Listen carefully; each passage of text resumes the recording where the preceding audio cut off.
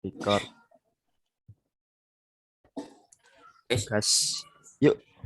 Assalamualaikum warahmatullahi wabarakatuh. Kami kelompok dari ujian akhir semester mata kuliah ekonomi kreatif akan mempresentasikan hasil dari kerja kelompok kami yang beranggotakan 1. Panji Kusuma, nomor NIM 20962060. 2. Okbira Cika Husain 20962023. Yang ketiga Muhammad Rifki A 20962062. Di sini kami akan membahas tentang ekonomi kreatif di era 4.0 dan society 5.0.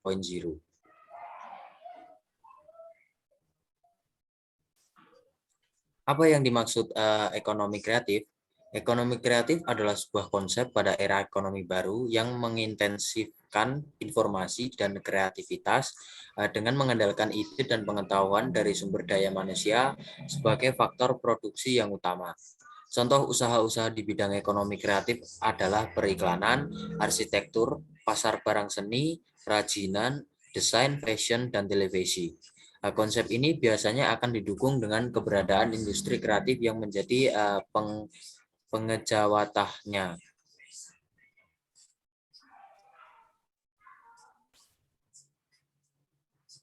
Apa itu era industri 4.0 dan society 5.0?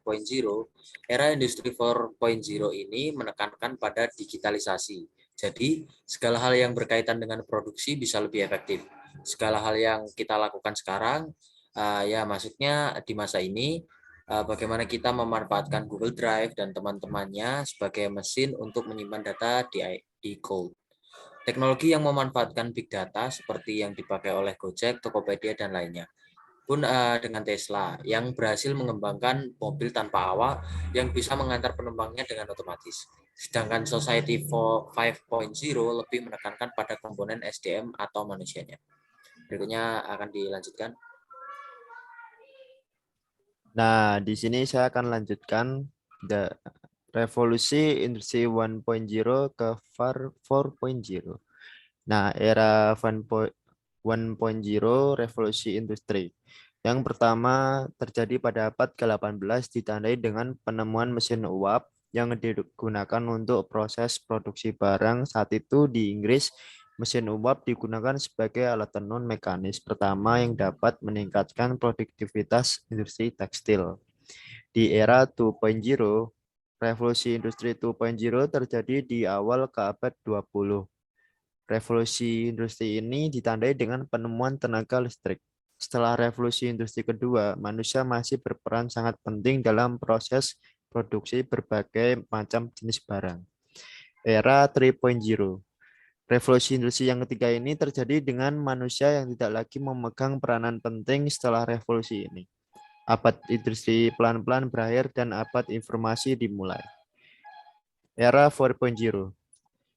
Industri 4.0 adalah tren di dunia industri yang menggabungkan teknologi otomatis dengan teknologi cyber. Istilah industri 4.0 berasal dari sebuah proyek dalam strategi teknologi canggih pemerintah Jerman yang mengutamakan komputerisasi pabrik.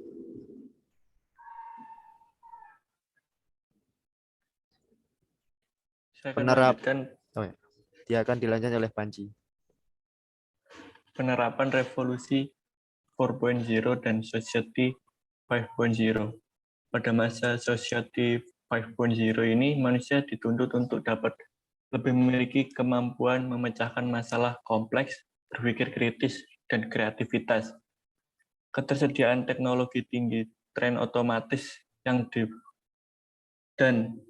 pertukaran data masa revolusi industri 4.0 seperti sistem cyber fisik, Internet of Things atau disebut LOT, komputasi awan, dan komputasi kognitif beriringan terhadap dampak kehidupan manusia di seluruh dunia jadi penuh gejolak, ketidakpastian, kompleksitas, dan ambiguitas. Maka dengan kehadiran society 5.0 dapat menjadi solusi akan hal di atas, bukan malah menyaingi apa yang sudah ada sebelumnya di masa revolusi industri 4.0. Prinsipnya mendasarkan pada peranan manusia itu sendiri bersama teknologi yang sudah tercapai, sehingga manusia membuat seimbang antara kemajuan ekonomi dengan penyelesaian masalah sosial melalui sistem yang sangat menghubungkan melalui dunia maya dan dunia nyata.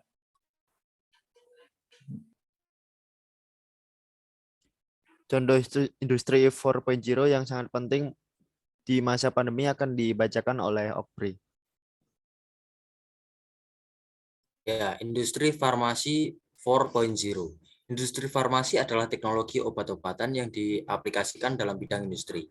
Jadi simpelnya adalah obat-obatan dalam industri. Mulai dari ilmu membuat obat dalam skala besar, regulasi mengenai obat atau CPOB, dan flow proses bisnis obat. Teknologi obat-obatan dalam bidang industri ini bertujuan untuk menemukan, mengembangkan, memproduksi, dan memasarkan obat-obatan farmasi. Dalam masa pandemi ini, industri farmasi sangatlah penting karena industri inilah yang akan mencari dan menemukan solusi dari pencegahan pandemi ini. Di Indonesia sendiri ada 220 perusahaan industri farmasi dan 90% di antaranya berfokus pada sektor hilir atau downstream dalam produksi obat-obatan. Perusahaan industri farmasi di Indonesia ini adalah beberapa contohnya. 1. Kalbe Farma, 2. Sanbe Farm, 3. Dexa Medica, 4. Pharos Indonesia, 5. Tempo Scan Pacific, 6. Kimia Farma, 7. Fahrenheit, 8. Sanifi Aventis, 9. Soho, dan 10. Novel Farm. Berikutnya akan dibacakan oleh Muhammad Rifki. Nah, peran industri farmasi dalam industri 4.0. Industri farmasi dan alat kesehatan telah ditetapkan menjadi sektor-sektor strategis dalam penerapan industri 4.0. Ketika COVID-19 masuk ke tanah air, permintaan terhadap vitamin, suplemen, dan obat-obatan untuk menambah kekebalan tubuh meningkat. Seiring adanya demand yang tinggi pada sektor tersebut, pemerintah menambahkan sektor alat kesehatan dan farmasi ke dalam sektor prioritas dalam Making Indonesia 4.0. Oleh karena itu, pemerintah terus berupaya meningkatkan daya saing sektor industri alat kesehatan dan farmasi dengan mendorong transformasi teknologi berbasis digital. Pemanfaatan teknologi digital dimulai dari tahapan produksi hingga distribusi kepada konsumen.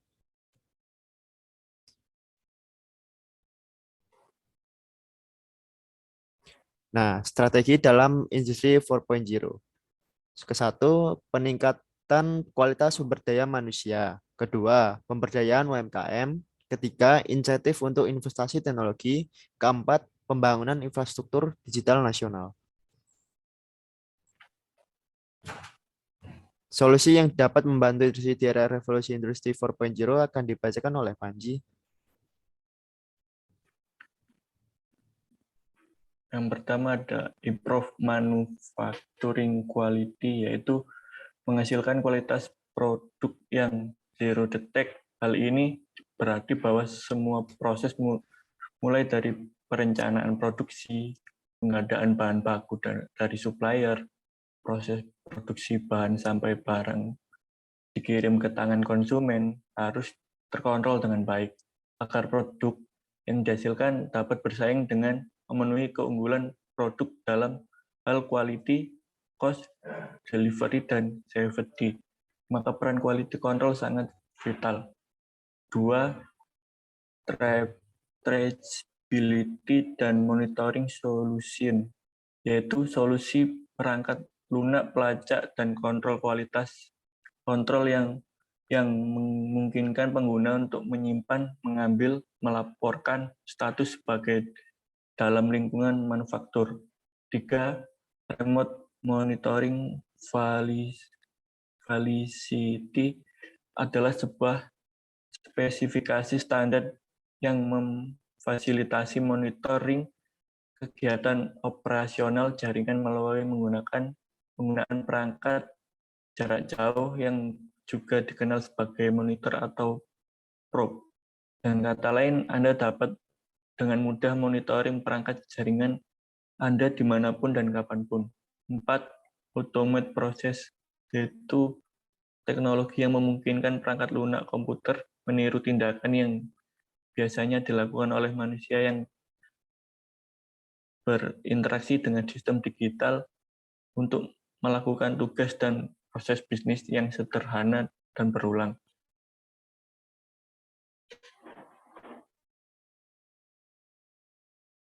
Nah, itulah presentasi dari kami mengenai apa itu ekonomi kreatif di era 4.0 dan society 5.0, di mana dalam pembahasan kali ini kami memberikan contoh dari industri farmasi.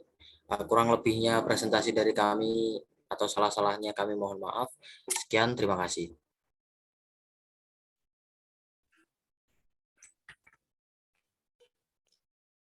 Oke, terima kasih.